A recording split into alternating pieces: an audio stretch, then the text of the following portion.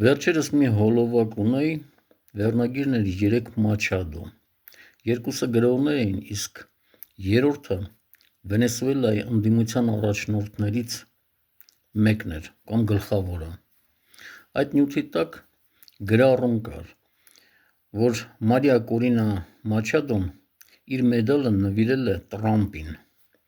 Մեդալը լինում է դիպլոմի հետ, նաև գումարային մաս ունի։ Եվ ոչ մեկին չի կարող պատկանալ այդ մեդալը, այսինքն այդ նվերը